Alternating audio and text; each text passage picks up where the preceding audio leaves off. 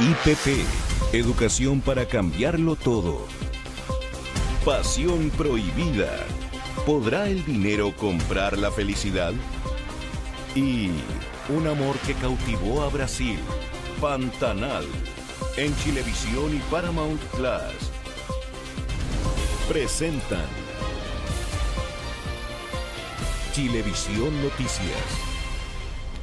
¿Qué tal? ¿Cómo están? Bienvenidos a las noticias aquí en Chilevisión en este día jueves 19 de enero en que hay mucha información, especialmente en materia política. Humberto, ¿cómo estás? Bien, ¿y tú, Pati? Muy bien. De hecho, hay información de último minuto, así que nos vamos inmediatamente al Congreso cuando es la 1 de la tarde en punto, porque la Cámara de Diputados acaba de rechazar la cuestión previa puesta por la defensa del ministro Giorgio Jackson. ¿Qué significa esto? Que de este modo la acusación va a ser analizada en su fondo por la Cámara y votada esta misma tarde. Guillermo San Martín ya se encuentra en el Congreso. Guillermo, ¿cómo estás? Cuéntanos qué es lo que ha ocurrido en los últimos minutos.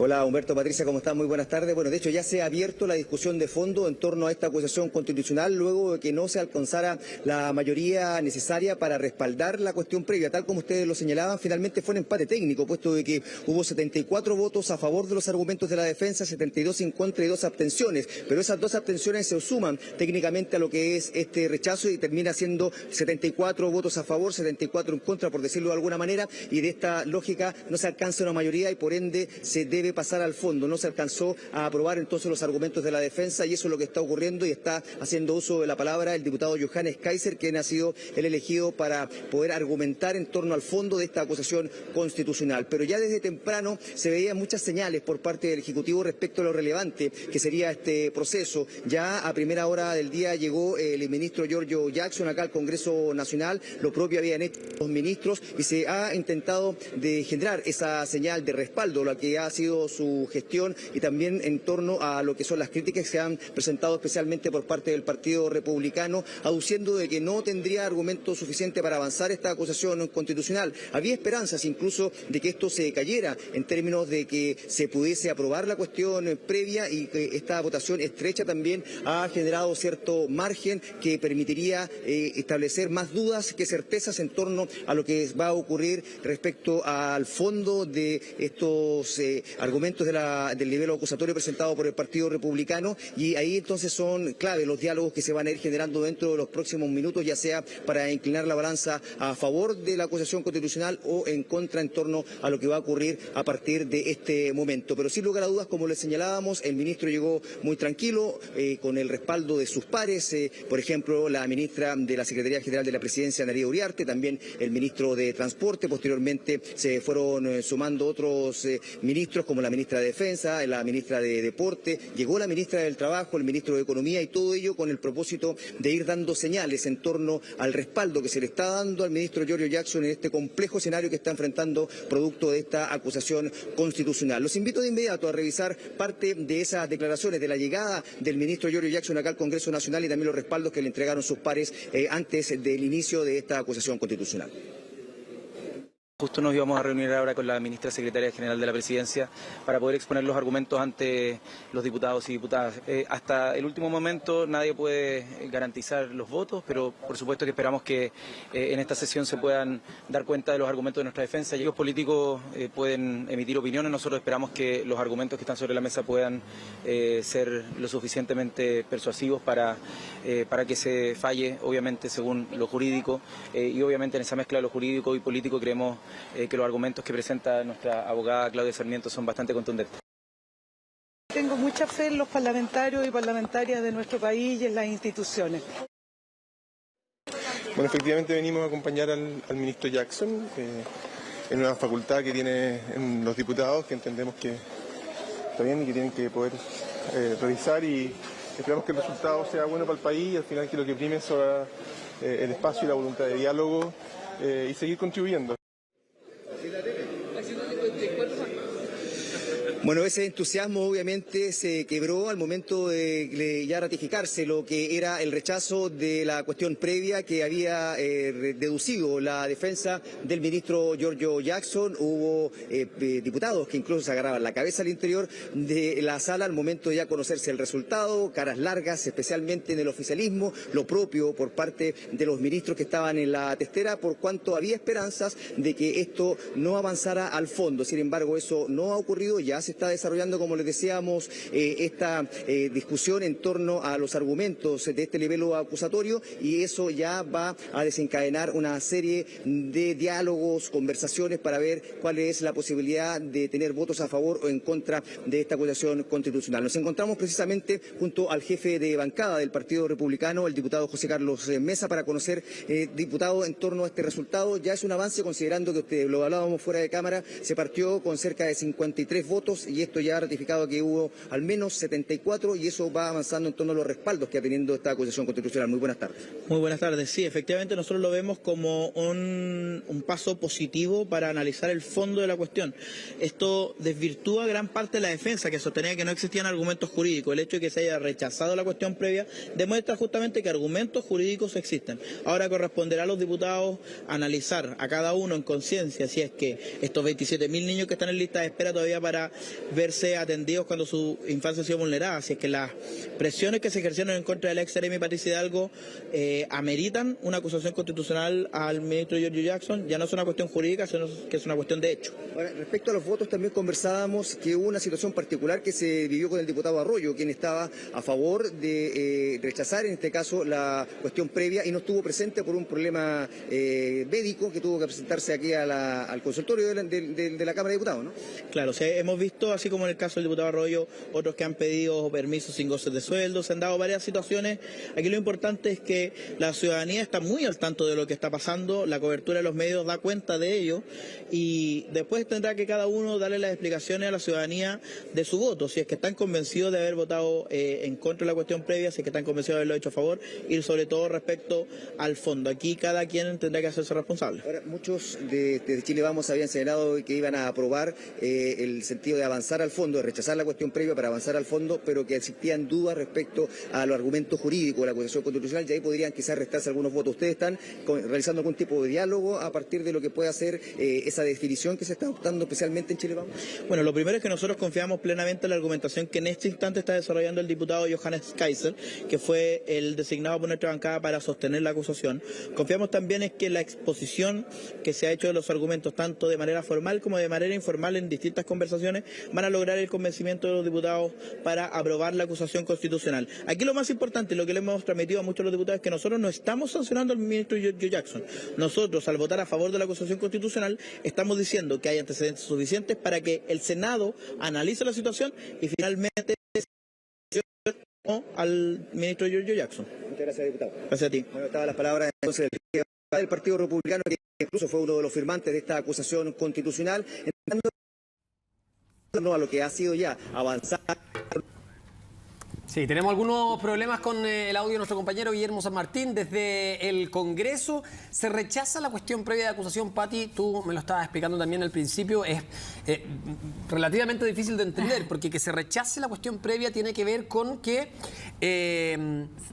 la forma, digamos, no el fondo, la forma no cuenta con errores y por lo mismo se puede seguir avanzando en esto. Claro, se puede uno confundir, como dice, se rechazó, y pensar que a lo mejor no se va a seguir avanzando. Al revés, cuando se rechaza la cuestión previa es como decir, bueno, aquí no hay problemas de forma, vamos a analizar el fondo del asunto. Exactamente. Eso en términos prácticos, y eso significa que ahora vamos a ver ahí más detalles respecto a los argumentos, a lo que se están presentando ahí como acusaciones en contra del ministro Giorgio Jackson, y podría eventualmente mantenerse la misma votación o modificarse. Vamos a preguntarle a Guillermo San Martín, ahora estamos nuevamente en contacto con él, ¿cuál es, si es que se hace alguna proyección respecto, mirando cómo fue esta primera votación, qué es lo que puede ocurrir? Tal vez hubo algunos parlamentarios que dijeron, prefiero que pasemos al tema de fondo y ahí pronunciarme tal vez de otro modo. ¿Qué es más o menos lo que se especula a esta hora?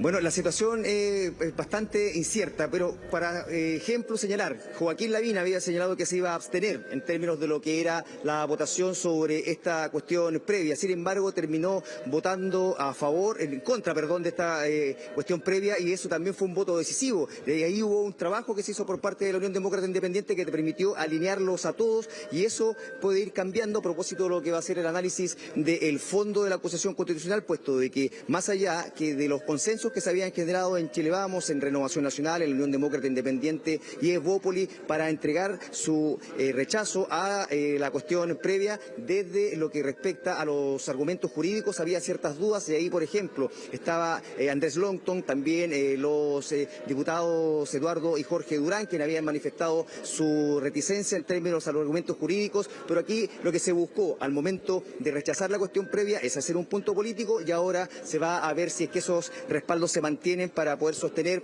esta acusación constitucional y que continúe su trámite ya en el Senado. Señalar, por ejemplo, que a partir de lo que se dio en torno al rechazo de la cuestión previa, 74 votos a favor, 72 en contra y 2 abstenciones, si se repite esto en la votación sobre el fondo de la acusación constitucional, obviamente no prosperaría, puesto que tampoco se alcanzaría una mayoría para ratificar los argumentos que se han presentado por parte del Partido Republicano. Así que si se da la misma condición, aquí hasta aquí llegaría la acusación constitucional, al menos en el trámite, puesto de que no lograría una mayoría, y ese fue el mismo criterio que se ocupó para rechazar la cuestión previa. De todas formas, como señalábamos, se anticipaba que por la defensa iba a recurrir, iba a fundamentar en términos de los aspectos de forma de cómo se habría presentado esta acusación constitucional, porque no existiría alguna responsabilidad directa, según lo que se ha señalado por parte de la abogada Claudia Sarmiento, por parte del ministro Giorgio Jackson, en las imputaciones que se le hacen en torno a este libelo acusatorio. Por una parte, en términos de generar presiones a quien fuera Seremi de Desarrollo Social de la región metropolitana para adoptar ciertas determinaciones, puesto de que ni siquiera ella, al momento de entregar sus declaraciones, imputa directamente al ministro Giorgio Jackson, y lo propio también en términos a la ejecución de presupuestos, tanto para la compra de terrenos en medio de lo que son las compensaciones para los pueblos originarios, sino que también en términos del desarrollo de los planes para una mejor niñez, puesto que esto aún tienen plazos de ejecución y por ende no habría un incumplimiento sobre esa materia. Pero todo eso es la materia del fondo del debate, que también se va a comenzar a discutir dentro de los próximos minutos, tanto por parte de los que es la presentación del Partido Republicano, así como también de la defensa del ministro Giorgio Jackson. Los invito a revisar también cuáles fueron los argumentos que entregó Claudia Sarmiento para recurrir a esta cuestión previa, a deducirla al momento de avanzar en torno a esta acusación constitucional. Esta acusación no satisface los estándares mínimos para su procedencia. Es evidente que acoger una acusación constitucional que no satisface mínimos legales para su procedencia es equivalente a abrir la puerta a la sanción de la inhabilitación por 5 años para ejercer cargos públicos al ministro Giorgio Jackson Drago por actos que no cometió, sin haber incurrido en infracciones constitucionales o legales alguna. Es palmario que acoger esta acusación sería una conducta que en ese sentido no respeta la dignidad humana. Nuevamente, respetuosamente, por lo anteriormente expuesto, les solicito voten favorablemente la cuestión previa. Muchísimas gracias. Bueno, ese llamado no hizo eco en los parlamentarios, al menos de Chile Vamos y del Partido Republicano, pero sí lo hizo, por ejemplo, en la Democracia Cristiana. Nos encontramos junto al jefe de bancada, el diputado Eric Aedo, para conocer cuál fue la motivación que tuvieron diputados para finalmente respaldar la cuestión previa y ahora cuál es la postura que tienen en torno al fondo de esta acusación constitucional. Muy buenas tardes. Muy buenas tardes. A ver, lo primero, creo que los votos de la Democracia Cristiana fueron fundamentales en esto, aun cuando estamos discutiendo el fondo, pero los 5 votos de la bancada pueden ser muy determinantes justamente cuando discutamos ahora el fondo. ¿Por qué fue determinante nuestra decisión? Lo principal es que nosotros creemos que aquí hay un afán de generar un daño al gobierno y un daño a la estabilidad democrática del país. Aquí no está en cuestión la gestión del ministro Jackson, digámoslo con toda claridad. Acá lo que hay desde republicanos y de los sectores más duros de la derecha es un afán de desestabilizar el proceso democrático que estamos viviendo. Y obviamente nosotros no podemos ser partícipes de eso. El país necesita hoy día certeza, necesita estabilidad, necesita que nos centremos en los temas de salud, los 3 millones de afiliados a ISAPRES que hoy día están, ¿no es cierto?, en la incertidumbre. Eso es lo que nos está demandando la gente junto a los temas de seguridad y desarrollo económico. Respecto a las certezas, ¿ustedes ya tienen certeza que van a rechazar el fondo de esta acusación constitucional? Nosotros vamos a mantener lo que dijimos y vamos a aprobamos la cuestión previa y obviamente que en el fondo vamos a rechazar esta acusación constitucional porque, insisto, lo quiero decir con mucha claridad. Yo creo que aquí lo que busca el Partido Republicano es generar inestabilidad política en el país y si esto se llega a aprobar acá en la Cámara, vuelvo a reiterar que probablemente el ministro Jackson va a correr la misma suerte en el Senado, donde me imagino que a esta altura ya lo deben estar esperando con los brazos abiertos, ¿no? Muchas gracias, diputado. A ti. Bueno, estaban las palabras del diputado Eric Aedo, jefe de bancada de la Democracia Cristiana, y que tal como lo señalaba, los votos que ellos entregaron a favor de la cuestión previa fueron claves. Pero dentro de los argumentos que se han entregado para poder fundamentar o rechazar esta acusación constitucional, sin lugar a dudas que está el fondo de lo que significa el carácter de esta acusación constitucional, cuáles son las responsabilidades directas que le caben al propio ministro Giorgio Jackson, y eso lo fueron argumentando quienes fueron parte de la comisión revisora, hicieron uso de la palabra al interior de la sala, entre los que se cuenta, por ejemplo, la diputada Carol Cariola, el diputado Bernardo Berger y Joaquín Lavín, cuyas palabras también revisamos a continuación. Sostengo que la acusación constitucional contra el ministro Giorgio Jackson Drago no tiene lugar ni fundamento jurídico y debe ser declarada inadmisible por esta Cámara de Diputados y Diputadas. Es por eso, estimados colegas y estimadas colegas, que les hago un llamado enérgico a la responsabilidad, a actuar en base a lo que la Constitución y las leyes establecen y, por tanto, a votar a favor la cuestión previa presentada por la defensa del ministro Giorgio Jackson Drago. He dicho muchas gracias. Hago un llamado a todos los parlamentarios que creen en nuestra democracia y en nuestro Estado de Derecho para que revisen sus conciencias y juzguen desde sus más profundas convicciones las actitudes que ha tenido el ministro Jackson en el desempeño de su cargo, que no es cualquier cargo, sino que es uno de los más importantes en materia social para nuestro país. Señoras, señores, el llamado es a votar a favor de esta acusación, la que entre todos los argumentos destaca el desamparo propiciado a miles de niños y niñas adolescentes tras las negligentes medidas tomadas por el ministro Jackson. Después de escuchar los distintos expositores y después de haber participado en 3 comisiones revisoras, creo que la acusación constitucional es un juicio político, pero por infracciones de tipo jurídico. En esta ocasión me tocó revisar la acusación contra el ministro Giorgio Jackson. ¿Existen argumentos políticos contra el actuar del ministro de Desarrollo Social? Claro que sí. Pero al igual que en las otras 2 ocasiones, no creo que existan antecedentes concretos que den cuenta de que el ministro violó gravemente la Constitución y las leyes. Y por lo tanto, mi recomendación no puede ser distinta. Bueno, ahí estaban parte de los argumentos de los integrantes de la comisión revisora respecto a lo que era la deducción de la cuestión previa por parte de la defensa, lo que ya hemos señalado no logró los votos suficientes, y esto entonces ha derivado en que se esté desarrollando a esta hora la discusión sobre el fondo de la acusación constitucional, y claramente lo que se requiere es que haya una mayoría, ya sea a favor o en contra de esta acusación constitucional, y por ende esto va a ir resolviéndose dentro de los próximos minutos a través de los diálogos que ya se están desarrollando de forma intensa acá en la Cámara de Diputadas y Diputados. Humberto, Patricia. Perfecto. Una última pregunta breve. Estamos en la discusión. ¿Cuánto puede demorar esto para que los que nos están viendo sepan más o menos en términos de tiempo cuánto se podría tardar y cuándo podría ser la votación? Se dice que hoy en la tarde. Sí, de todas maneras, esto se podría extender cerca de 4 horas, se hablaba, esto partió a eso de las 13 horas más o menos cuando comenzó la discusión del fondo, cerca de 4 horas, porque tiene la posibilidad de hacer uso de la palabra el acusador, en este caso el diputado Johannes Kaiser, va a haber una respuesta de la defensa, va a haber derecho a réplica y dúplica, y posteriormente se abre el debate, y ahí pueden intervenir también los jefes de bancada, teniendo un tiempo limitado, pero eso también es cerca de 1 hora adicional, y por ende por eso se hace un cálculo de eso de 4 horas, y por ende esto debería estar terminando a eso de las 18 horas, si es que no se extiende más. Perfecto, vamos a quedarnos muy atentos entonces a esa hora también, si es que es cerca de las 17 horas, va a estar contigo en directo al aire, así que también vamos a informar, por supuesto. Muchas gracias, Guillermo, que te vaya bien. Muchas gracias, Guillermo. Bueno, y esta mañana se llevó a cabo el velatorio del comisario de la PDI asesinado la noche de este martes, mientras las policías siguen buscando al autor de los disparos. Alejandro Silva tiene más detalles. Alejandro. Hola, ¿cómo están? Muy buenas tardes. Sí, de hecho, los dejamos con imagen en vivo ahora del funeral que se está llevando a cabo acá en el cementerio metropolitano. Cerca de las 1 de la tarde, hace aproximadamente 18 minutos atrás, es que comenzaron ya este funeral, toda vez que se retiraron de la capilla institucional ubicada en la Escuela de Investigaciones, esto en la comuna de Estación Central.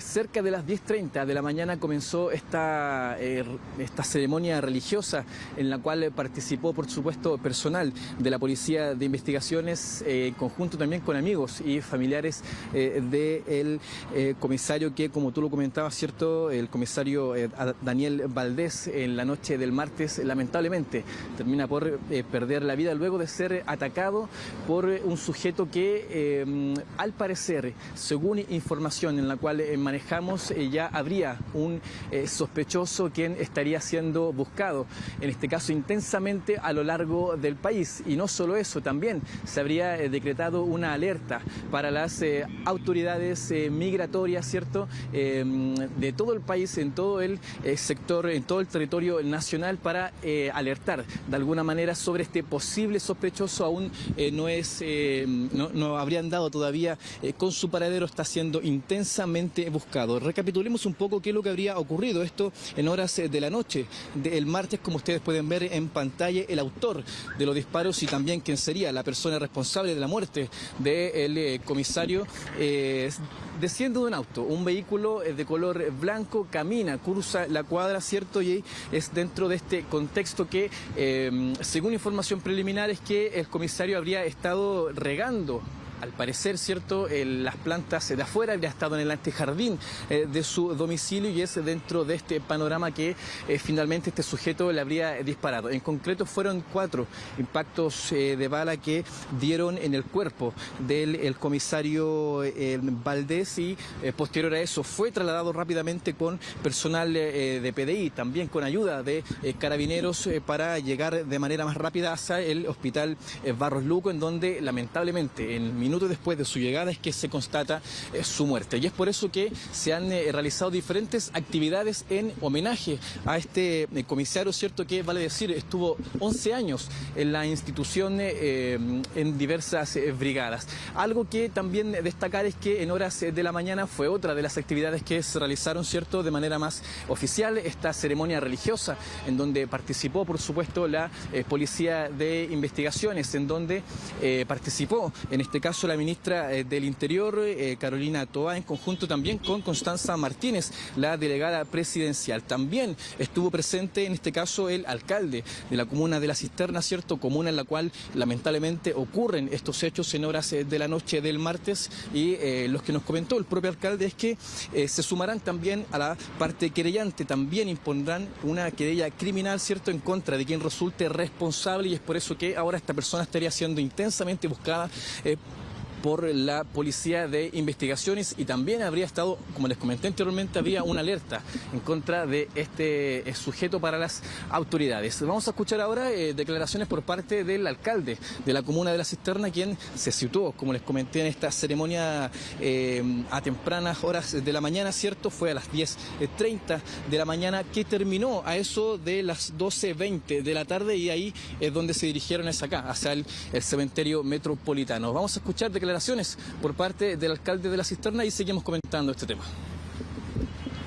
Todavía consternados por la noticia de este asesinato tan violento en un barrio residencial relativamente tranquilo, donde no estamos acostumbrados a tener este tipo de hechos delictivos. Y nosotros como municipio, bueno, aparte de ponernos a disposición, ya hemos preparado una querella criminal para hacernos parte de la persecución, de manera que se logre identificar rápidamente a los responsables y llevarlos a la justicia para que enfrenten la responsabilidad por los hechos terribles que han cometido. Hay muchos comités de seguridad en la zona y vecinos que tienen cámara, eso ya lo está haciendo Carabineros. Ayer fuimos testigos de distintas pericias en la zona circundante para establecer la ruta de escape de las personas involucradas. Así que toda la información que podamos disponer nosotros está siempre a disposición de las policías. Alejandro, ¿hay más pistas, más datos referente a quién podría haber sido el autor de este asesinato? Ahí estamos revisando la imagen que se ha filtrado, ¿no? Una imagen de una cámara de seguridad, justamente en la intersección de una esquina. ¿Pero la policía ya podría tener un indicio de quién se trata esta persona?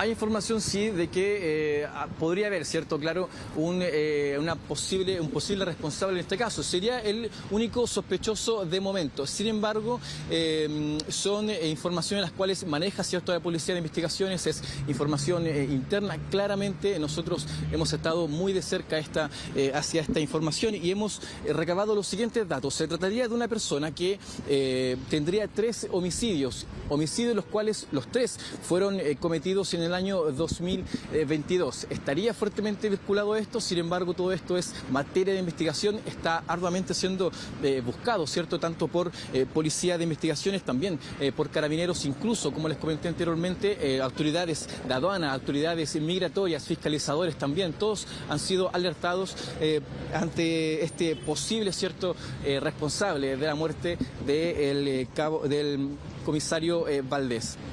Algo también muy importante que destacar, era un comisario que era muy querido por la comunidad. Ayer, ¿cierto?, mostrábamos en nuestra edición central las reacciones también de los propios vecinos, en este caso de Daniel Valdés, un comisario el cual, tras 11 años en la institución, habría entregado también incluso seguridad a su propia comunidad, a los vecinos, las personas que residían en conjunto, ¿cierto?, con Daniel.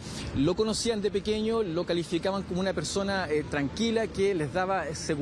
Es realmente algo lamentable tanto para la comunidad, y es por eso que también en horas de la noche de ayer realizaron una velatón en honor, ¿cierto?, y en homenaje también al comisario, el cual habría recibido impactos de bala por este sujeto, el cual estaría siendo intensamente buscado por la Policía de Investigaciones. También tuvimos opción de conversar en horas de la mañana con una cercana al comisario, quien formó parte de esta ceremonia religiosa, ¿cierto?, la cual se hizo en la capilla institucional de la Policía de Investigaciones, ubicada en la escuela de la Policía de Investigaciones, esto en la comuna de Estación Central. Tuvimos la oportunidad de conversar con ella, los invito a escuchar sus declaraciones. Muy amigo, y estamos muy acongojados, muy afectados por la pérdida de Daniel. Deja una familia, un hijo de 10 años. Soy muy amiga de la ex esposa de él, de Yona Pincheira, y aquí estamos acompañándolo en el dolor a la familia, y yo sé que él está descansando, pero nos vamos hasta lo último para saber qué pasó. Que era una persona que era muy buen vecino, quizás de pocos amigos, pero muy preocupado, sí, de donde él vivía, una persona muy tranquila, muy tranquilo, muy dedicado a su trabajo, excelente policía, muy entregado, muy apasionado por lo que él hacía. Claro, cierto, imágenes como esa y también frases como esas fueron las que hemos podido rescatar en referencia a cómo era el comisario, cierto, el comisario Valdés, quien lamentablemente pierde la vida la noche del martes en la comuna de La Cisterna, a las afueras de su hogar. Nosotros, mientras tanto, seguiremos en este punto intentando monitorear todas las reacciones posibles, cierto, lo que se esté llevando a cabo. A mi espalda aquí el funeral del comisario Daniel Valdés, acá en el cementerio metropolitano. Así es, y por supuesto estamos muy pendientes de lo que está ocurriendo con todo ese operativo, las diligencias que se están desarrollando para poder determinar quién es el responsable de esto. Muchas gracias por la información, Alejandro. Buenas tardes. Gracias. Y en otro tema, preocupación generó en el Congreso la posible presencia de maras salvadoreñas en nuestro país. En medio de una comisión de la Cámara Baja se le consultó a la PDI respecto a estas bandas criminales y su posible migración a Chile. Claro, y precisamente la respuesta del alto mando policial es lo que inquietó a los parlamentarios presentes en esa sesión. ¡Policía, alto! Son reconocidos por su actuar desmedido y cargado de violencia. Se trata de la pandilla criminal más grande y peligrosa de todo el mundo. Hablamos de las maras salvadoreñas, protagonistas de brutales crímenes que hoy encienden las alarmas en nuestro país. Se caracterizan básicamente estas bandas por secuestros, sicariato, extorsiones, que son delitos de los cuales ya hay indicios en nuestro país. O sea, lo alertó Carabineros, lo alertó la PDI. Al comienzo de esta semana han subido el número de homicidios. Y por ello, hace aproximadamente un mes se constituyó en la Cámara de Diputados una comisión enfocada en la criminalidad de la macrozona norte. Fue en una de esas sesiones cuando uno de sus integrantes aprovechó la oportunidad de hacer la pregunta a la PDI, interrogante que varios querían aclarar. El subdirector nacional de la PDI, yo le pregunté si producto de lo que está haciendo el presidente Bukele en El Salvador, esta verdadera guerra contra las mafias, la guerra contra las maras, habían antecedentes del ingreso de salvadoreños a Chile. Y se trasladaron a otros países y tenemos antecedentes si eso están llegando a Chile, ¿no? Sí, para hacer fino a esa respuesta se lo pediría hacer una sesión reservada, por favor. ¿Qué es lo que nos llama la atención? Que si no estuviesen presentes era muy sencillo decir no han entrado. Y lo que él dice es que no puede entregar los antecedentes. De hecho, el subdirector de la policía tardó algunos segundos en responder, lo que inquietó a todos los presentes. Precisamente por ello, se agendó para el próximo 23 de enero una sesión secreta en la que se entregarán los antecedentes respecto a la eventual presencia de estas pandillas en territorio nacional. Y la PDI nos entregó un informe muy detallado donde nos manifestó que lamentablemente hoy día están operando no solo en el norte del país, sino que en gran parte de Chile. Ha sido sumamente delicada la información, se ha pedido reserva en algunas cosas, estamos hablando de delitos que no conocíamos, organizaciones que no conocíamos, que están migrando a Chile. ¿Mataste a alguien? Sí, es lógico. Ilícitos entre los que destacan, por ejemplo, los secuestros, delito que llegó a nuestro país y que ha ido en aumento. La Policía de Investigaciones informó que solo en 2022 se anotaron 46 en total, un alza de casi el 77% respecto al año anterior. Y está lamentablemente asociada a personas de nacionalidad venezolana. Entonces, no se trata de ser xenófobo, sino de abrir los ojos, terminar con los complejos ideológicos, terminar con el buenismo. Crimen organizado transnacional que se extiende a lo largo del país. No solo hablamos de las maras de El Salvador, sino también de otras facciones, como por ejemplo estos sujetos pertenecientes al clan Los Gallegos, brazo operativo del Tren de Aragua. 12 de ellos fueron detenidos y este miércoles comenzó la formalización en su contra. Que uno de los vehículos en el cual se movilizaban correspondía al vehículo desde el cual se mató a disparos en la vía pública. Lo más probable es que efectivamente estén envueltos en otro de los homicidios que han ocurrido. Panorama delictual que preocupa a la ciudadanía y a las autoridades, más aún ante la eventual inmersión de las maras salvadoreñas en suelo chileno. Los antecedentes que maneja la policía al respecto se mantienen en reserva por ahora. ¡Policía, alto! Bueno, y ayer en la noche se registró un violento robo en una casa de Providencia, pero la oportuna alerta de los vecinos evitó que los antisociales se llevaran un botín mayor. Incluso tuvieron que escapar ante la llegada de los equipos de seguridad. Patricio Angulo nos va a entregar más detalles. Pato, ¿cómo estás? Buenas tardes. ¿Cómo están? Muy buenas tardes. Un hecho muy violento que ocurre anoche en la comuna de Providencia, en donde estos delincuentes intimidan a una familia, a un matrimonio y a sus dos pequeñas hijas. Y además, en el momento en que van escapando estos delincuentes, realizan disparos a los inspectores municipales. Luego esto de una llamada muy oportuna que finalmente viene desde la propia casa de una familiar que no había sido advertida por parte de estos asaltantes. Son 3 los que ingresan a este domicilio, lo hacen con sus rostros cubiertos. Una vez que entran a esta casa, se topan de frente con el dueño de casa, un hombre, el padre de familia, a quien intimidan con armas y lo golpean con la empuñadura de una de estas. Posterior a esto, comienzan a registrar este domicilio en busca de dinero, objetos de valor. Señalaban estos asaltantes que venían dateados de que al interior de esta casa había artículos de valor y por lo tanto exigían la pronta entrega de aquello. Acá hay una intimidación a este matrimonio, a sus dos pequeños hijos de 4 y solo 2 años. Esto ocurre cerca de las 22 horas y es en esas circunstancias que otro familiar que se encontraba al interior de este domicilio, que no había sido advertido por parte de los asaltantes, llama al 1414, que es el número de teléfono que corresponde a seguridad de la comuna de Providencia. Rápidamente se desplaza un dispositivo, un vehículo a ese lugar. Esto al parecer es advertido por parte de los delincuentes, quienes finalmente, luego de sustraer 60.000 pesos y la llave de un vehículo, arrancan de este lugar y ahí se logra apreciar el momento. Además están estas cámaras de seguridad de mucha importancia más para la investigación, donde realizan 5 disparos a los inspectores municipales que logran finalmente ponerse a resguardo. Los delincuentes en definitiva huyen. Vamos a escuchar qué es lo que se capta en esta llamada una vez que esta mujer llama al 1414 dando cuenta de este robo que se estaba registrando al interior de este domicilio, un llamado estado lógicamente muy angustiante, con mucha desesperación, en donde se solicitaba la pronta llegada de los equipos municipales. 1414, ¿cuál es su emergencia? Dinamarca 2181, urgente. ¿Qué pasa en Dinamarca 2181? Entraron, rápido, por favor, rápido. Sí, van en camino. Urgente, hay niños. Los dispositivos están llegando al lugar, están en el lugar ya. Agáchense. Yo llamé. Manténgase conmigo ya, no me corte. Sí, están afuera.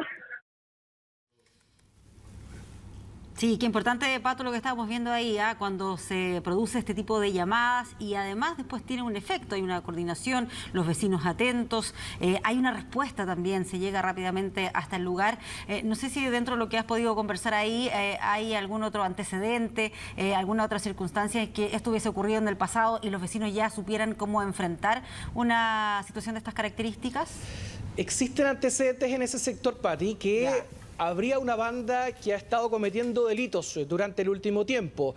Se está haciendo el cruce además de información con respecto a eventuales características físicas de estos sujetos. Si bien actúan con sus rostros cubiertos, hay antecedentes que son proporcionados a la policía para ver si es que en definitiva se trata o no de esta misma banda, la que anoche ingresa a este domicilio, intimida a este matrimonio, a sus dos pequeñas hijas además, actúan armados, registrando este inmueble, y acá es muy importante la llamada que realiza este familiar que se encontraba en otro sector de la casa y que logra advertir a personal municipal de este robo para que pudieran concurrir prontamente. Acá, de todas formas, estamos hablando de inspectores municipales que tienen un rol muy importante desde el punto de vista disuasivo. Acá llegan afuera de este domicilio, eso rápidamente alerta a estos delincuentes de que podían ser detenidos o al menos podía haberse frustrado este hecho. Si bien logran sustraer 60.000 pesos, una llave de un auto, el robo pudo haber sido mucho mayor. Por lo tanto, hay que destacar ahí la acción que tiene una vez como consecuencia esta llamada, pero de todas formas estamos hablando de inspectores municipales que tampoco tienen mayores atribuciones, y esto queda además de manifiesto una vez que estos delincuentes salen de este inmueble y realizan al menos 5 disparos a estos funcionarios municipales. Afortunadamente no hay ninguno de ellos que haya resultado herido. Vamos a revisar a continuación un ambiente. Hemos podido acceder además a uno de estos registros de las cámaras corporales de uno de estos inspectores municipales que concurre a esta llamada afuera de este domicilio, y vamos a revisar además qué es lo que ha señalado Carabineros con relación a este asalto muy violento.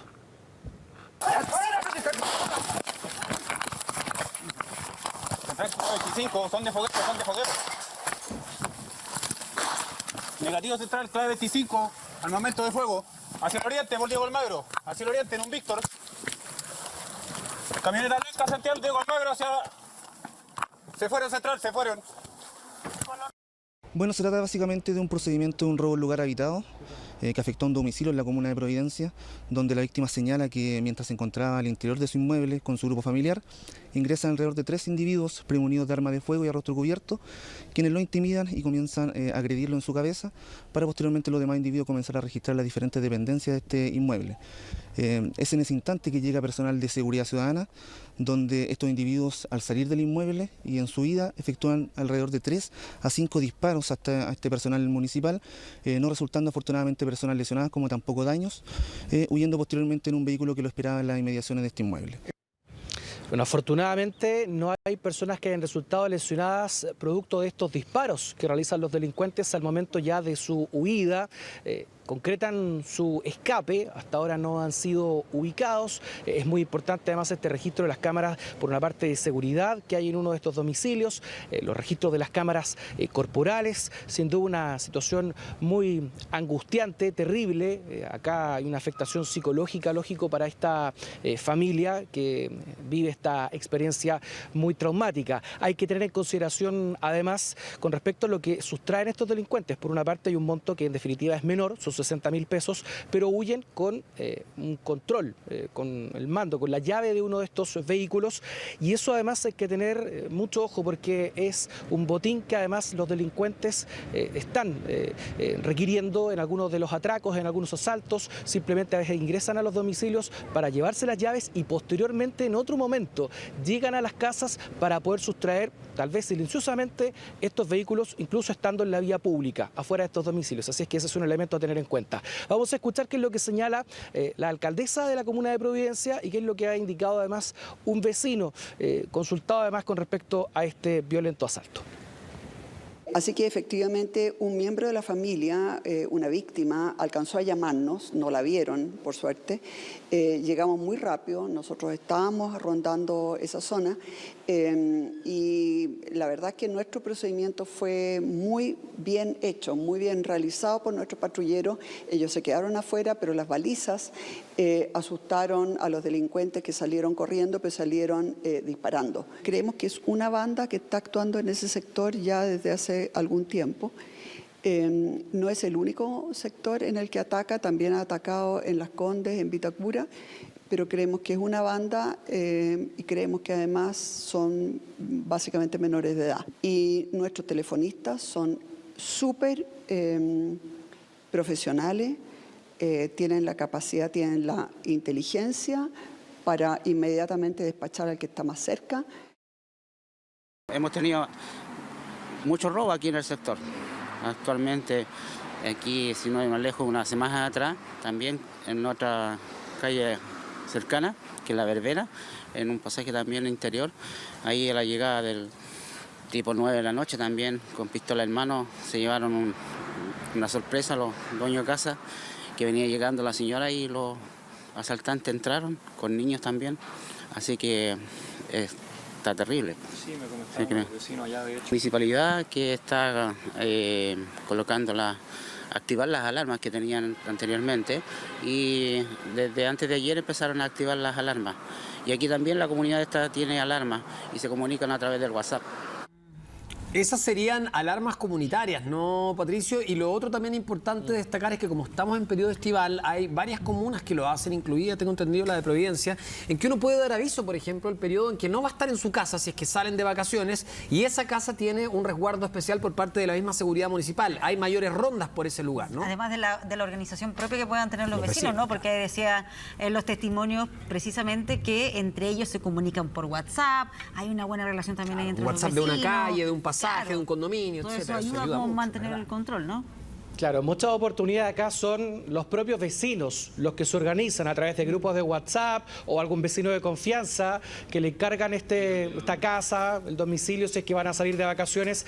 Pero además hemos visto en otras oportunidades, como ocurría en principalmente municipios del sector oriente de Santiago, donde se presta entre comillas, servicio, donde se da cuenta a los equipos de seguridad que van a haber casas que van a quedar por un tiempo determinado sin moradores, producto de vacaciones, y se realizan rondas periódicas. Con respecto a lo que acontecido anoche, y ahí lo planteaba más la alcaldesa Matei, se está investigando, se tiene que hacer el cruce de las denuncias, características que se hayan proporcionado de los distintos robos y de los asaltantes, si es que corresponde o no a la misma banda. Existe una posibilidad que, o al menos no se descarta, que puedan ser los mismos delincuentes quienes están detrás de distintos robos que han ocurrido durante este último tiempo en ese sector de la comuna de Providencia.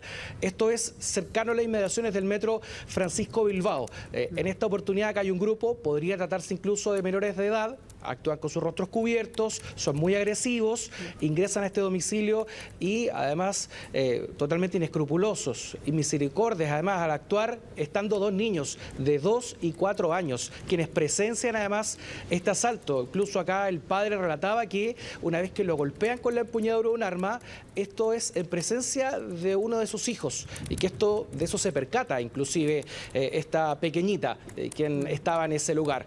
Afortunadamente había otra persona, otra familiar que estaba en otro punto de este domicilio y que logra llamar a personal municipal, al 1414. Y ese es un aspecto además que ha sido también ampliamente discutido sobre las atribuciones que eventualmente puedan tener personal municipal, los inspectores, porque acá ellos van y se enfrentan en algunas oportunidades a delincuentes armados como ocurre en esta ocasión. Claro, súper buen punto ese, porque en muchas ocasiones pueden llegar más rápido el personal de seguridad municipal, antes incluso que carabineros.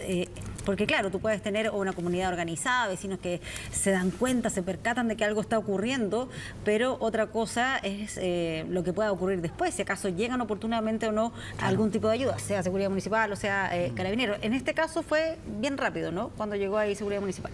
Sí, llegan muy rápido. De hecho, ahí en el intertanto en que existe este diálogo, una vez que llaman al 1414, ahí incluso le pide que se mantenga ahí en ese instante sin cortar el teléfono, y ya le va comunicando que va una patrulla, un vehículo municipal en dirección a este domicilio que ya había sido proporcionada la dirección. Son los primeros en llegar en esta ocasión. Suele ocurrir sobre todo además en comunas del sector oriente, donde hay más recursos, hay una mayor flota de vehículos para los equipos de seguridad municipal, en algunas oportunidades hay patrullajes o tripulaciones mixtas. En esta oportunidad llega personal municipal, se contactan rápidamente también con carabineros, toda vez que acá termina aconteciendo además un delito de mayor gravedad aún, el hecho que estos sujetos en su escape realizan al menos 5 disparos en la vía pública.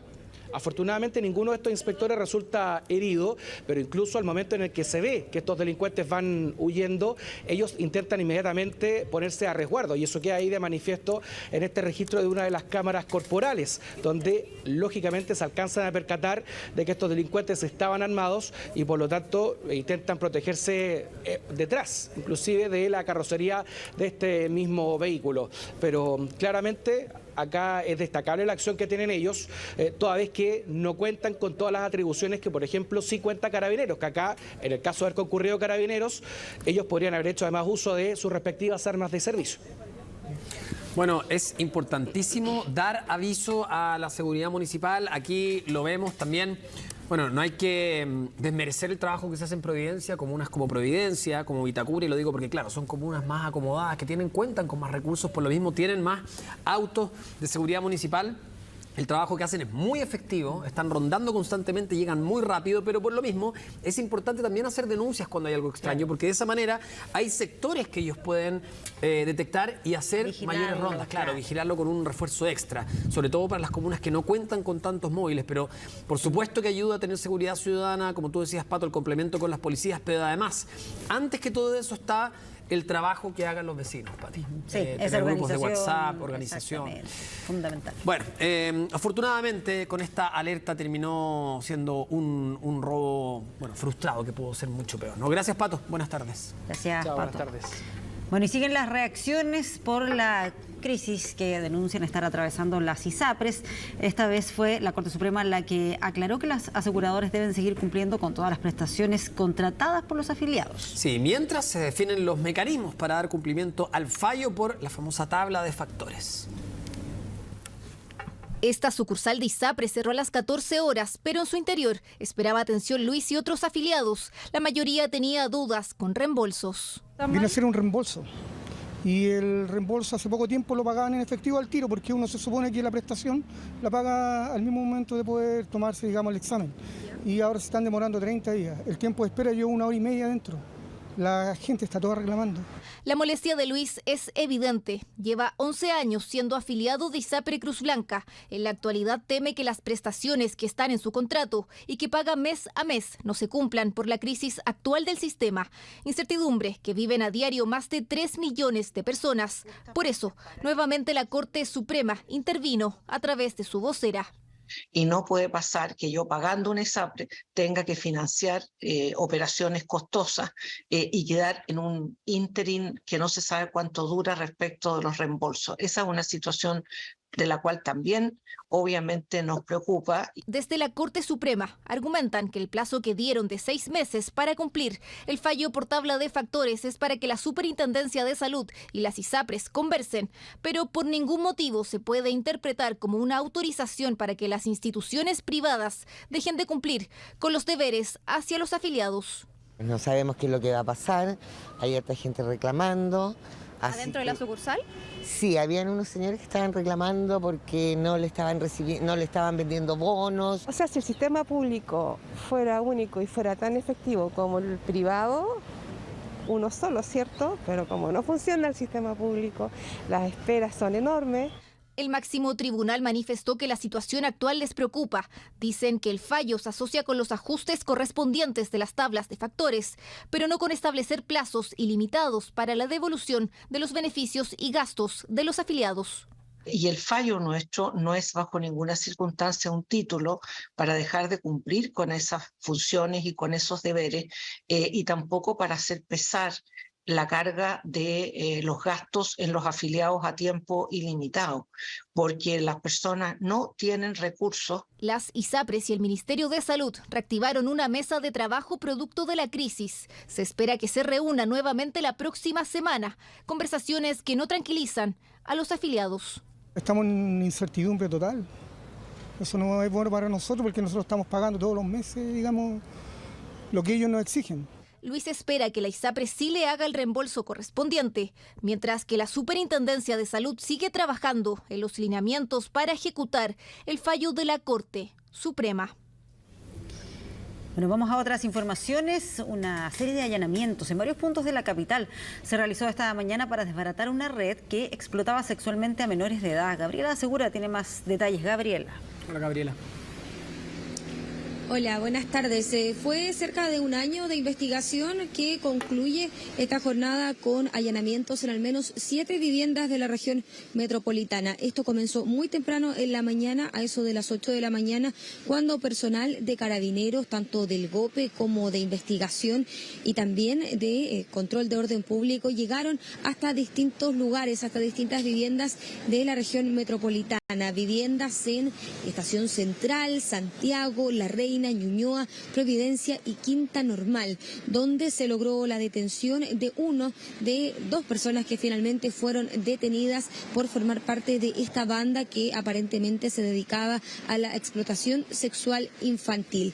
Durante bastante rato, hasta que finalmente Quinta Normal, junto con los otros allanamientos que se realizaron de manera simultánea gracias a una orden de entrada y registro emitida por el primer juzgado de garantía de Santiago, que se traduce en este procedimiento que se realiza en varios puntos de la capital y que termina con estas dos personas detenidas para determinar y revisar computadores y todo tipo de material que puedan establecer si se configura o no el delito de almacenamiento de pornografía infantil. Hablamos con una vecina del sector donde fue detenido este sujeto. Escuchemos sus palabras. Hago delivery y han parado vehículos igual a dejar niñas o a buscar niñas menores de edad como de 16 años, con vestimenta bien provocativa, en verdad. Y efectivamente hay pruebas de algo que se resuelva, para que este sector se ha echado a perder bastante y se arregle de una vez. Un golpe importante a esta red que es acusada de explotación sexual infantil y que va a continuar obviamente con más repercusiones las próximas horas. La Defensoría de la Niñez también hizo una crítica a la Fiscalía que está a cargo de este procedimiento por haber filtrado la información, ya que esta es una investigación de carácter privado, de carácter secreta, que podría tener novedades en las próximas horas en cuanto a este procedimiento. Claro, muy preocupante todo lo que nos mencionas, Gabriela. Afortunadamente se detecta y se termina desbaratando esta red de explotación de menores de edad. Muchas gracias por la información. Buenas tardes. Nosotros nos vamos a ir a una pausa, la primera de esta tarde, muy breve, 1:50 p.m. Ya, estamos de regreso para revisar el tiempo junto a nuestro compañero Alejandro Sepúlveda, 2 de la tarde en punto. ¿Cómo estás, Ale? ¿Qué tal, muchachos? Preocupado y ocupado de las marejadas anormales que desde ayer ya comenzaron a causar afectación en la costa de la zona centro-norte, digamos, desde Antofagasta hasta la región de Valparaíso, un fenómeno que se va a extender hasta la región de los lagos. Mira cómo la gente en Viña del Mar, ayer por la tarde, tal como lo habíamos anunciado, tuvo que recoger de pronto sus cosas porque el agua llegó al sector donde estaban ahí instalados tomando sol. Ocurrió afectación también, no sé, en Antofagasta, en Taltal, en Concón, en Viña del Mar, porque el agua está llegando a sectores que habitualmente no llega. Ayer el máximo de las olas alcanzó 4,5 metros más o menos. Ya. Aquí hay que tener en consideración dos cosas como lo hemos explicado. La altura de la marea, que es debido a esta sinergia que hay entre la Luna y la Tierra, y además la altura de la ola de la marejada. Eso se suma. Se suma, claro. Porque cuando tú tienes marea alta, 2 metros de marea, desde ahí es la base en donde parte la ola, que en el pic va a llegar a 3 metros. O sea, vamos a tener olas de 5 metros, claro, especialmente en la noche de viernes a sábado, de sábado a domingo y de domingo a lunes. Esos serán los pics. Ayer llegamos a olas de 4, un poquito más allá de 4 metros y vamos a esperar olas superiores a los 5 metros. Yeah. Y además con un ancho, una periodicidad de la ola más amplio. Te lo explico así. Imaginemos que esto es una piscina de agua. Ya. Si yo tiro una piedra al medio, se generan ondas, claro, olas, ¿verdad? Y en la medida que se alejan esas ondas del centro en donde yo las generé, van siendo cada vez más amplias, más anchas, por decirlo así. Energía cinética. No, se van amplificando. Se van amplificando. Entonces, tú, como este fenómeno se originó en el hemisferio norte, tienes olas que tienen una periodicidad de 18 segundos. O sea, son olas muy grandes, por decirlo así. No es que vengan así, sino que vienen así. Perfecto. Claro, tienen mucha masa. Tienen, debido a la misma energía cinética, la capacidad de llegar con mayor fuerza a sectores que no lo han hecho antes. Vale, perdón que te interrumpa, es importante lo que estás diciendo, muy importante, porque lo vivimos los tres, lo conversamos, lo que ocurrió en Pingueral.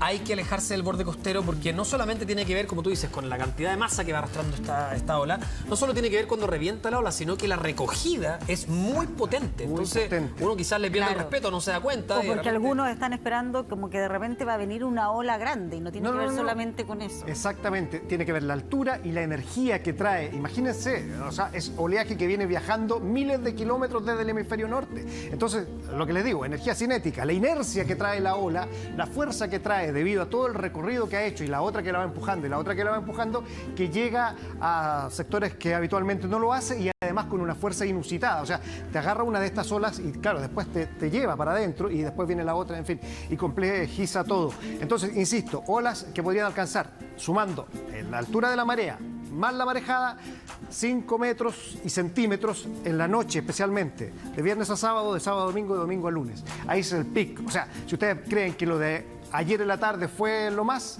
no, digamos, y esto se mantiene hasta el lunes. ¿Dónde estamos ahí? Viña del Mar. Viña, ¿no? Playa Acapulco de Viña del Mar. Claro. Mira, ahí se nota hasta dónde llegó la ola, donde se ven como unos puntitos amarillos allí, debe ser una silla, algo, no sé, que sea amarillo, sí, ahí. Claro. Ahí se ve que está mojado. Eso tiene que haber sido la marea alta de esta mañana. Ahora estamos en periodo de marea baja, claro, pero esta tarde, después de las 7 de la tarde, vuelve la marea alta y más alta que en la mañana. Está alcanzando el pic en las tardes noches. Entonces ahí seguramente gran parte de esa playa va a quedar bajo el agua. Y eso entre las regiones de Arica, Parinacota y de los lagos hasta el día lunes. Sí. Y coincide con la fin de semana, la palabra que no podía recordar. Claro, sí, que es la marea más alta del mes. En este ciclo que hay de que la marea se recoge, la marea va y la marea vuelve. O sea, una serie de factores que hacen que esta situación sea mucho más riesgosa que en otras oportunidades. Y bueno, vamos a ir a ver ahí el pronóstico en regiones. Solo el hecho de que el fin de semana esto se va a mantener. Es importante recordarlo porque muchas personas aprovechan el fin de semana, verano, ir a algunos lugares con playa y la verdad que la preocupación se mantiene. Si me pregunta a mí, este fin de semana playa no. O sea, eso, más que tener cuidado, más que mire, no meta las patitas, playa no. Para mí, así de simple. Todas las playas están con bandera roja, además. O sea, no hay playas habilitadas ante esta situación. Se activa la probabilidad de chubascos y tormentas eléctricas en el altiplano. Desde la Amazonía de Bolivia llega la humedad y la nubosidad que cubre incluso Arica, Iquique, Pozo Almonte. Ahí está bastante nuboso. Y la Camanchaca, muchachos, además de las marejadas, está cubriendo el cielo desde Atacama hacia el sur del país. Además, el día está gris, han tenido lloviznas en el litoral central, muy húmedo, entonces tampoco está como para ir a la playa, digamos. Hay que buscarse otro panorama. 18 grados con suerte, Valparaíso, 17 Concepción, está todo cubierto y mañana seguirá así, al menos hasta mañana al mediodía. Y al interior, gracias a esta humedad, a esta frescura, bajó la fiebre de ayer. Ayer 37 grados en Los Ángeles, 34 en Pucón, 31 grados, bueno, en Temuco, en fin. Baja un poquitito, Los Ángeles 30, después los 37 de ayer. Claro. Pucón 30 también, en Temuco. Pero fíjate Coyhaique, 33, el calor se concentra ahí. En Futaleufú van hacia 35 grados. La última vez que lo vi hace un ratito tenían ya 33 grados, ahí en Palena. 33 para Coyhaique y en Punta Arenas van a rondar unos 18 grados. El calor se centra ahí entonces en el sur del país. Sí, 33, está bien, Coyhaique. ¿Y Santiago? Y Santiago, fresquito, frescón. Ingresó la nubosidad asociada al desarrollo de la vaguada que está cubriendo el litoral, hubo nieblas en el poniente y sur de la región metropolitana y esa frescura se ha mantenido, mucha humedad y tenemos 22 grados a esta hora. ¿A esta hora 22? Pati, no culpe al mensajero, ¿ya? No. Yo sé que en este minuto... Muy mezquino Alejandro con la temperatura. No traje mi bufanda y mi chaleco. Es la temperatura más baja por ahora de enero, digamos. Sí. Está empezando el año. Y con suerte va a llegar entonces a 25. A 25 grados, estamos en 22. Mañana, pero de a poquito te voy a ir devolviendo grados. El fin de semana ya tenemos algo más. Ahí te se recupera grados que les quedamos debiendo. Mañana es probable que esas nieblas cubran gran parte de Santiago también. Por la mañana, después se van a replegar y vamos a subir unos 28 y ya sábado, domingo volvemos al calor que les gusta a ustedes, muchachos, sin ser un calor desbocado. Enero se ha portado súper bien en cuanto a las temperaturas en Santiago, por ahora el calor más sofocante del sur. Perfecto, 1.000.000 de gracias Alejandro, que te vaya muy bien. Que esté muy bien, cuídate. Bueno, vamos a otras informaciones. La última medición de evasión del transporte público reveló que 4 de cada 10 personas no pagaron su pasaje, esto en el primer semestre del 2022, algo que se ha hecho cada vez más común. Sí, ante esto el Ministerio de Transportes impulsó una serie de medidas para revertir este escenario y así disminuir la evasión en la locomoción colectiva. Hola, no, es que salí sin la billetera. Salí de la casa apurado, si quieres así como nada más que... De hecho tengo hasta efectivo para pagar el pasaje, no se puede. Se me perdió el pase, se me perdió. No me lo vas a creer, pero primera vez que no pago un pasaje. Porque como venía apurado, entré por la puerta trasera, pero si tú ves mi listado, siempre he pagado. Muchas son las excusas que entregan al no pagar el pasaje de la micro cuando son descubiertos por fiscalizadores. Una falta que se ha vuelto cada vez más común, por lo que para un mayor control, este miércoles el Ministerio de Transporte puso en marcha un plan antievasión que incluye el aumento en fiscalizaciones. Ya llevamos un poco más de 15.000, casi 20.000 personas que han sido fiscalizadas en materia de pago de tarifa. Esperamos cerrar el año con más de 260.000 personas fiscalizadas. Estamos desplegados en diferentes puntos de Santiago junto con personal de fiscalización del Ministerio de Transportes con la finalidad de, primero, entregar seguridad a los fiscalizadores. Entre las medidas de este plan destaca la implementación de un 43% más de zonas pagas y multas para los conductores de buses que abran sus puertas traseras para el ingreso de personas que no paguen su pasaje y también exigencias para que las empresas de transportes se preocupen de ello. Para que presente, 1, un plan de capacitación en el que se incluya evasión. ¿Cuáles van a ser las medidas específicas que las empresas van a aportar? ¿Cuál es el personal que por contrato van a contratar y estar disponible también para controlar la evasión? El segundo semestre de 2020 entró en vigencia la nueva metodología para calcular la evasión en el transporte público. Desde entonces había ido a la baja, aunque el primer semestre de 2022 volvió a subir. Esta nueva metodología tiene mucho más sustento estadístico para entregar un buen resultado. Se miden en distintos puntos y se mide a todos los buses que están pasando, por lo tanto se tiene una muestra más grande. Los pasajeros que evadan el pago de la tarifa podrían exponerse a multas entre 1 y 1.5 UTM, es decir, entre 62.000 a 93.000 pesos aproximadamente. Que cada vez que alguien no paga su tarifa, por supuesto que esos son recursos que tenemos que inyectarlo al sistema a través de subsidios. Porque si al final hay un porcentaje importante que lo hace como un acto de reclamo, que vea que al final los afectados somos los que ocupamos el servicio. Es importante atacar también los 3 tipos de evasores que existen. Aquel evasor que es de oportunidad, y para eso la fiscalización es muy relevante. También aquellos que no pagan porque no tienen el dinero y para ellos hay que avanzar con un subsidio focalizado. Y también, por cierto, aquellos que se acostumbraron a no pagar. En este último grupo entran las personas que utilizan pase estudiantil o de adulto mayor, cuando no les corresponde para pagar tarifas más bajas. Eso también es parte de nuestra fiscalización. Nosotros no podemos permitir no solamente que la gente no pague, sino que al mismo tiempo que la gente haga un mal uso de un beneficio en que uno ocupa un beneficio que no le corresponde. Cualquiera sea el motivo o la forma de evadir, el Ministerio de Transporte espera reducir el 40% de pasajeros que no pagan la tarifa, doblando la fiscalización del año pasado.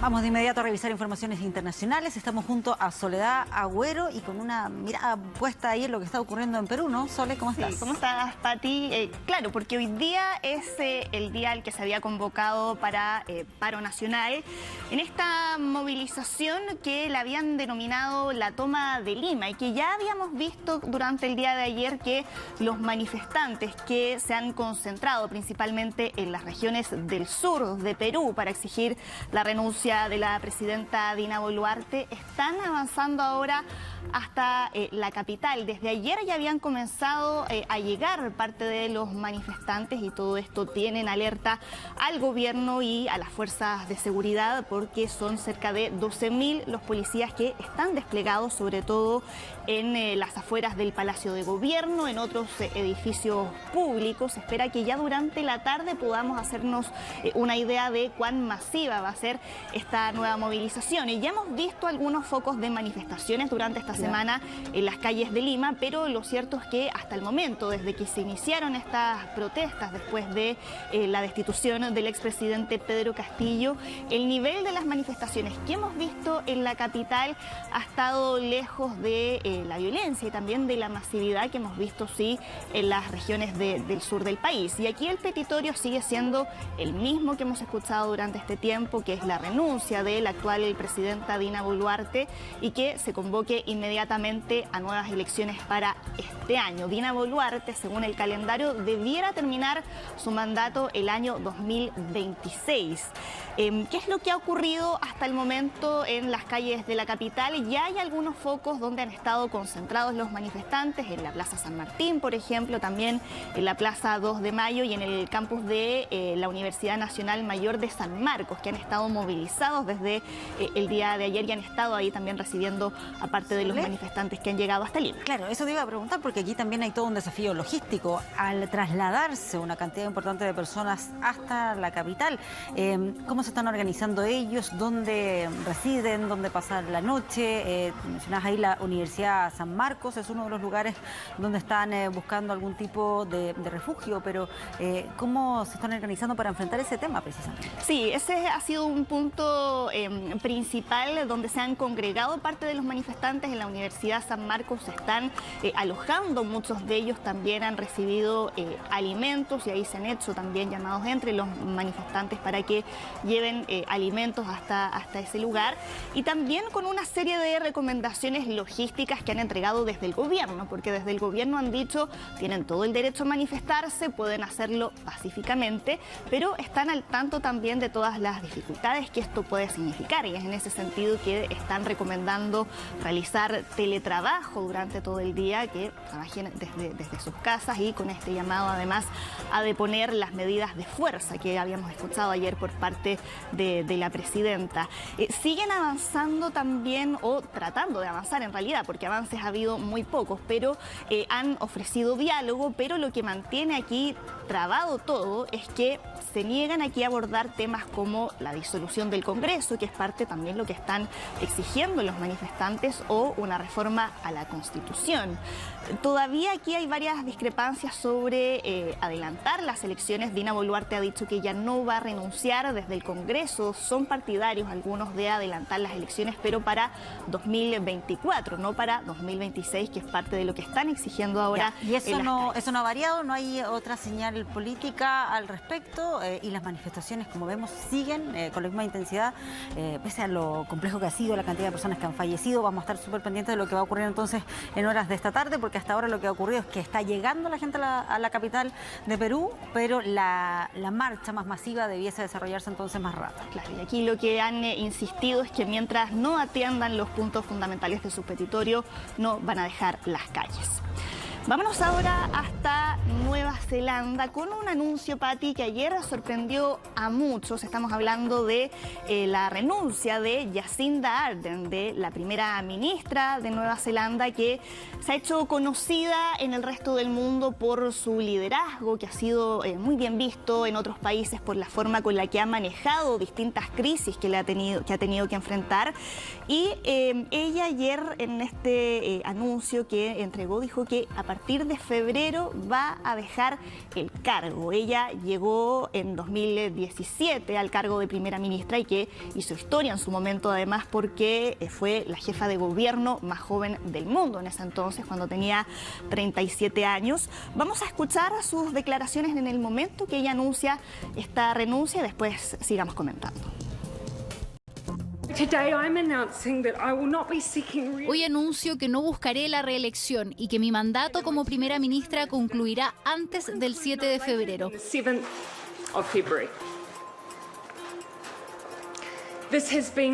Han sido los 5 años y medio más gratificantes de mi vida, pero también tuvo sus desafíos. Sé lo que implica este trabajo y sé que ya no tengo energía suficiente. Es así de simple. Claro, ahí se la veía emocionada y claro, yo les decía varios de los momentos complicados que tuvo que enfrentar. Por ejemplo, ahí la respuesta que dio a las familias de los 51 fallecidos, pues muchos de ustedes tal vez recuerdan del tiroteo que hubo en la mezquita de Christchurch, donde ella rápidamente actuó, dictando distintas medidas para restringir el acceso evaluado a ese manejo, armas. Me acuerdo, en su minuto. Sí, al igual que tan grande como el manejo de la pandemia, pero claro, lo cierto es que hubo algunos momentos en que la popularidad que ella tenía en el resto del mundo no fue tan así dentro de su país. Ha habido algunas críticas que dicen que ella no ha cumplido algunas de sus promesas y bueno, y ahí la escuchábamos recién en su discurso, ella reconoce que directamente está cansada del desafío. Son 6 años, ¿no? Alcanzó a estar 6 años. Sí, claro. casi un poco más. Casi con pandemia y todas esas otras situaciones que tú comentabas, y además entiendo que hay temas de inflación, de situación económica, que también van ahí bajando la popularidad que ella tiene. Uno de los varios países ahora en el mundo que también está enfrentando ahí una crisis por el alza en el costo de la vida, pero bueno, a partir de octubre en Nueva Zelanda se van a realizar elecciones generales y en los próximos días también una votación para ver quién va a ser su sucesor o sucesora al mando del liderazgo del Partido Laborista.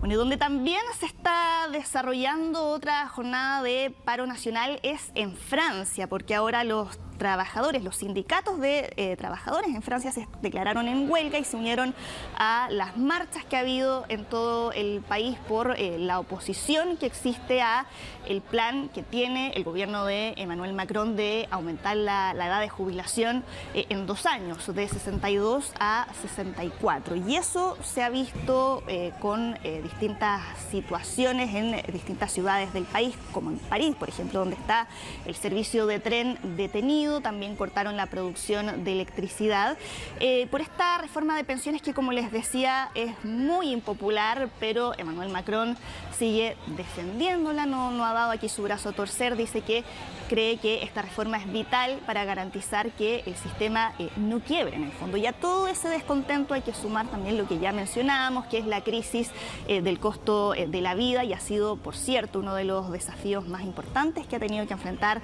el presidente francés desde que fue reelecto, y con todo el fantasma de lo que fue durante su primer mandato, la crisis de los chalecos amarillos.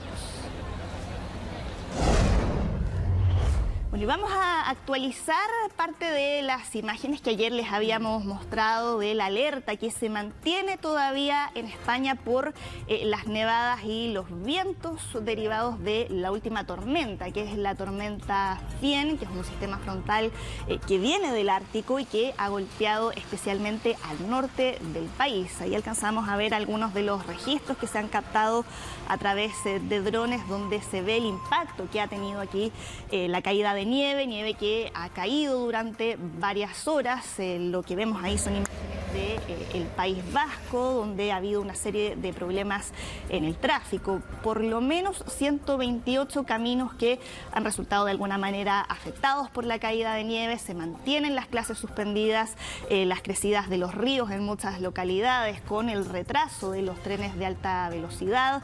Ayer habían suspendido además algunos vuelos, y la alerta naranja en todas las zonas norte del país, que hasta el momento se mantiene. Ayer además se había informado de al menos un fallecido por este sistema frontal, que por lo menos hasta el viernes de esta semana debiera continuar, según lo que han indicado aquí todos los programas. Claro, es que pueden ser zonas, no sé, en que cae nieve. El punto es cuando tienes un fenómeno que no se detiene. sino que sigue cayendo nieve, sigue cayendo, y eso impide que se puedan despejar las rutas y al final se terminan paralizando las ciudades porque se suspende todo hasta que la nieve dé un respiro. Claro, ese es el punto, porque ahora están en invierno, no es inusual que caiga nieve, pero en esa cantidad y con esa duración es algo que aquí ha llamado bastante la atención y que dicen que hace muchos años que no se veía un fenómeno similar en esas zonas del país.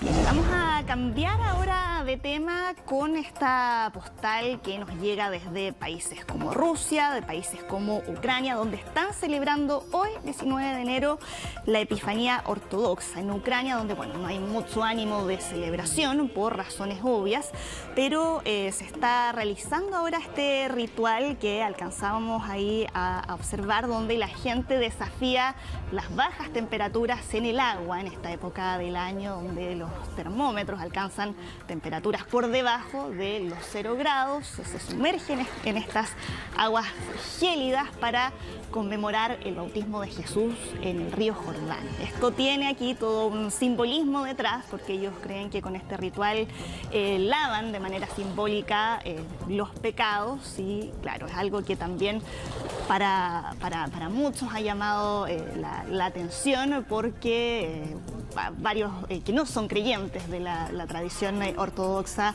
también dicen que parte de ese simbolismo los puede ayudar de alguna manera a expiar sus pecados. Claro, ese es el significado que tiene. Ahora, admirable absolutamente que puedan sumergirse ahí en esas aguas y no por tan pocos minutos. Siempre hay paramédicos ahí alrededor para vigilar que nadie se descompense. Con todas esas medidas por cualquier emergencia. Perfecto. Soledad Agüero, muchas gracias por estas noticias, pero nos vamos a quedar ahí con esas imágenes. 2 de la tarde con 22 minutos. Nos vamos a una pausa muy rápida y estamos de regreso con más información. Estamos de vuelta con más informaciones, 2 de la tarde con 29 minutos, como todos los días. Además, complementamos lo que aparece en nuestra pantalla con este código QR que está allá, donde usted puede revisar las becas estudiantiles, PAE y BAES, lo que debe saber de las ayudas para estudiantes, ampliar el universo de beneficiarios del programa de alimentación escolar y de la beca de alimentación para la educación superior. Así que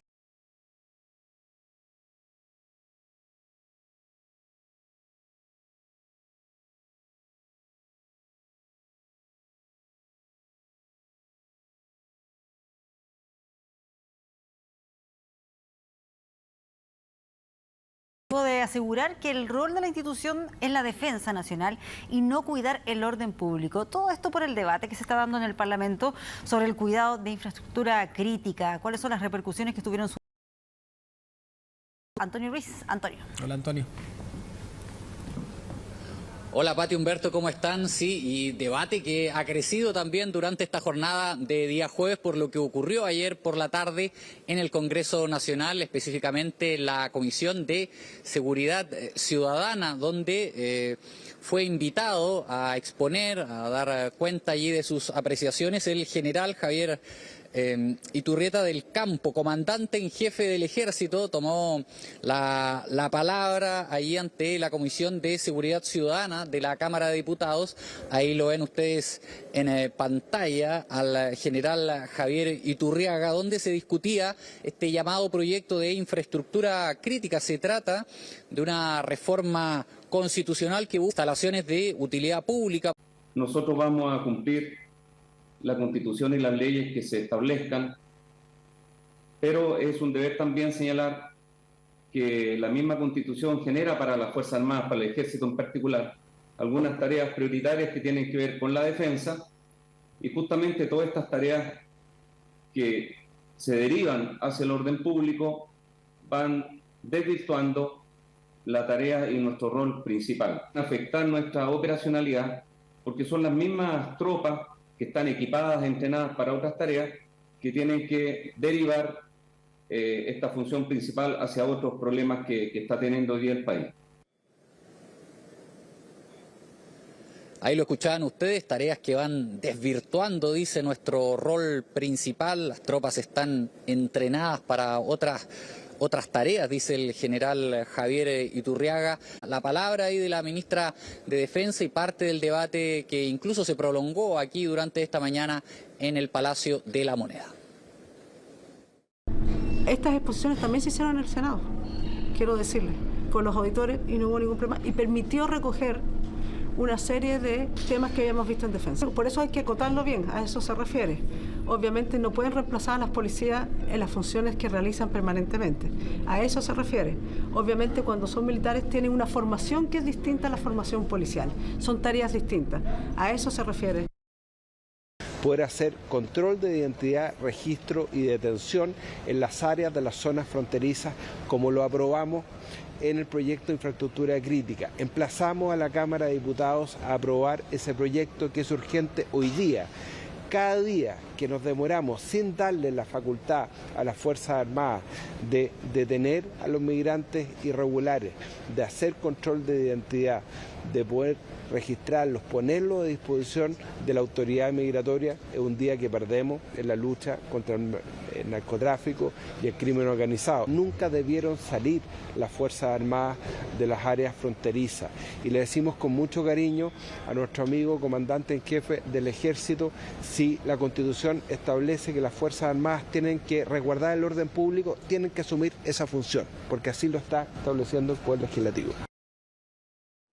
Yo creo que el general Iturriaga tiene, como ha dicho el senador Walker, todo el derecho a opinar, pero es importante que no olvide toda la discusión legislativa que el proyecto de infraestructura crítica tiene o ha tenido. No es suficiente, y por eso, tal como lo señala el senador Walker, creemos que el control fronterizo tiene que ser permanente, no vía decreto excepcionalmente, y tenemos que retomar el control fronterizo terrestre que existía antaño y que nunca debió salir.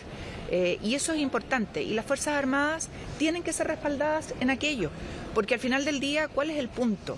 El que se les pueda cuestionar el ejercer las facultades que la ley y la Constitución le entregan.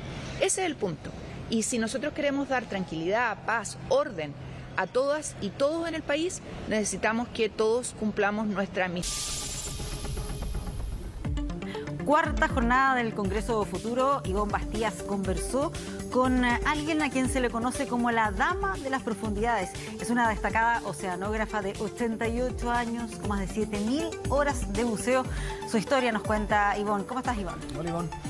Así es, mira, cuarto día ya de Congreso Futuro, y como tú adelantabas, tuvimos la suerte de hablar quizás con una de las personalidades más esperadas en esta versión número 11 del Congreso Futuro, y que el día de ayer se subió al escenario y que fue ovacionada básicamente por la gente que estaba esperando su presentación, ya que de hecho ella el día miércoles había llegado hasta el ministerio, el día martes, perdón, había llegado hasta el Ministerio de Medio Ambiente para hacer ver su opinión respecto al proyecto Domingo, al cual ya fue rechazado, y el día de ayer en su presentación ella también valoró este esfuerzo de parte del gobierno, porque ella se conoce como la Dama de las Profundidades, la defensora de los océanos, y fue que en el 2009 ella creó una organización que se llama Mission Blue, que se trata de buscar distintos rincones en el mundo que sean valorados desde el punto de vista de la vida marina, para buscar su protección en distintas partes del mundo. Ella, como tú comentabas, a los 12 años fue la primera vez que se sumergió en el océano, y desde ahí no ha parado de explorar y de ver cómo lamentablemente con los años también el fondo marino ha cambiado. Ayer yo le preguntaba a ella que hasta cuándo va a seguir explorando, y ella me mencionaba hasta cuando respire, hasta cuando deje de respirar voy a dejar el mar, porque ella dice que la lucha por el mar va a continuar hasta el último de sus días. Escuchemos lo que nos mencionaba este importante oceanógrafo que llegó a nuestro país. Nosotros somos seres terrestres, estamos basados en la Tierra. Nos ha tomado mucho tiempo entender la importancia del océano, que cada vez que respiramos, que cada gota de agua que bebemos es gracias a la Tierra, que es un planeta azul, es un planeta de océano. Sin océanos no hay vida, sin azul no hay verde, no nosotros, pero nos ha tomado tiempo entender. Claro, y ante esa respuesta también nosotros le preguntábamos si hay tiempo, si hay esperanza en lo que queda para seguir salvando el océano, o ya lamentablemente ya es muy tarde. Ella decía que mencionó que aún queda tiempo, porque además que a diferencia de cuando ella decía era una niña recién buceando en los océanos, decía ahora hay más conocimiento, se entiende mucho más también respecto a la importancia del océano y eso es lo que hay que aprovechar hoy en día. También tuvimos la oportunidad de conversar con Max Bello, él también es la mano derecha de Silvia, un chileno también que se ha dedicado a proteger las áreas marinas y que también tuvo la oportunidad de subirse al escenario del Congreso Futuro en este bloque que precisamente hablaba sobre la importancia de conservar los océanos. Escuchemos lo que nos mencionaba él. Bueno, mira, Chile tiene un avance probablemente, o sea, es uno de los líderes hoy día de la conservación marina. Acordémonos que con el cambio climático, ¿cierto?, tenemos un aumento del nivel del mar. Eso significa también que nuestras costas están amenazadas. Son claves, son importantes no solamente para nosotros, para los asentamientos humanos, pero también son importantísimos para distintos procesos y muchas especies. Tenemos que avanzar entonces en una ley de costas, ojalá también en el fondo de buscar formas en que no vulneremos esos espacios y que no sigamos destruyéndolo a través de desarrollos inmobiliarios que son contraproducentes. Bueno, eso es lo interesante del Congreso Futuro, que plantea cómo vamos a vivir, cómo deberíamos o podríamos vivir nuestra vida aquí en más, pero no solamente en materia tecnológica, sino que aplicado a distintas ciencias, a distintas realidades, en este caso también explorando el mar. Ivonne, ¿qué es lo que queda para hoy? Sabemos que el Congreso Futuro tiene dos bloques, ¿no? El bloque matutino, el bloque AM, pero también en la tarde, y además que todos lo pueden seguir de manera gratuita y online a través del sitio de congresofuturo.cl. Sí, mira, durante la mañana los expositores estuvieron centrados en hablar respecto a cómo revalorizar el suelo, de cómo volver a reintegrar distintos nutrientes y hacer una agricultura en convivencia con el medio ambiente, ¿cierto? No agotándolo. Muy parecido a lo que nos mencionaba Silvia respecto a los océanos. Ahora en la tarde, cerca de las 3, por si usted también quiere estar conectado, recordemos que Congreso Futuro usted lo puede ver en directo a través de las plataformas digitales y también se transmite y se hace Congreso Futuro en todas las regiones de nuestro país. Hay una importante personalidad que también nosotros tuvimos la oportunidad de entrevistar y que se lo vamos a estar contando el día de mañana, que es Abby Stein. Ella es una activista transgénero que tiene una importante historia de vida porque pasó de ser un rabino ortodoxo a ser una mujer transgénero activista que tiene una historia de vida muy importante que también es una de las más esperadas durante la tarde. Perfecto, varias exposiciones que se vienen muy interesantes y que se puede seguir entonces gratuitamente. Gracias por esta actualización, Ivonne. Buenas tardes. Buenas tardes. Y hoy se dieron a conocer las 85 familias que van a integrar el edificio de integración social Rotonda Atenas en la comuna de Las Condes. Claro, desde el Ministerio de Vivienda y Urbanismo anunciaron la construcción de 25.000 viviendas como estas, pero a lo largo de todo el país. Cuando me llamaron, ahí ya no sabía si estaba despierta o estaba durmiendo. Así reaccionó Alejandra cuando esta mañana la llamaron desde la Municipalidad de Las Condes para avisarle que ella, junto a su hijo y su madre, fueron seleccionados como beneficiarios de una de las viviendas del edificio de integración social Rotonda Atenas. O sea, lo soñé, lo pedí tanto a Dios que gracias a Dios se cumplió el sueño. Este proyecto, al cual postularon más de 2.000 familias y que de ellas 599 cumplían con los requisitos, busca integrar social y económicamente a la ciudad, convirtiéndola en un lugar con menos segregación. El edificio de integración social Rotonda Atenas albergará 85 familias de Las Condes, quienes postularon con subsidio o una vivienda, buscando quedarse dentro de la comuna que los vio crecer. Chile tiene las ciudades más segregada de la OECD, al menos está en la cabeza de los países con ciudades más segregadas. Es importante que la gente se conozca, comparte, cumpla distintas funciones. Seamos ciudad por todos lados y no un lugar donde viven unos y otro lugar donde viven otros. Es una muy buena idea. Para la selección de las familias que integrarán esta comunidad, el Centro de Estudios de Políticas Públicas de la Universidad Católica realizó una categorización de variables socioeconómicas a las que se les asignó un puntaje. Revisamos distintos proyectos de integración social y territorial, como el proyecto de Rotonda Atenas, en Chile y en el mundo, y fuimos identificando qué criterios habían utilizado ellos para elegir a sus familias beneficiarias.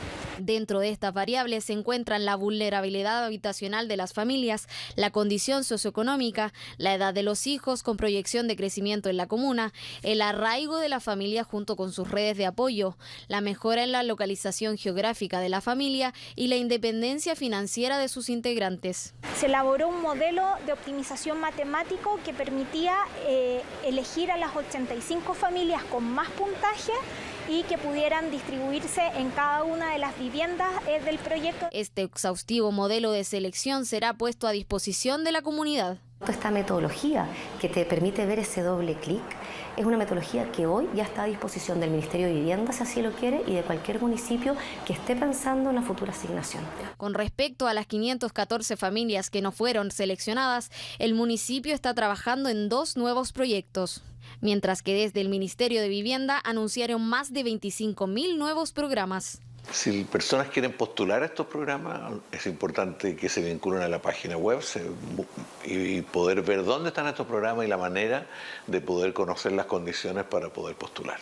Por lo pronto, Alejandra y su hijo esperan con ansias que les entreguen su nuevo hogar,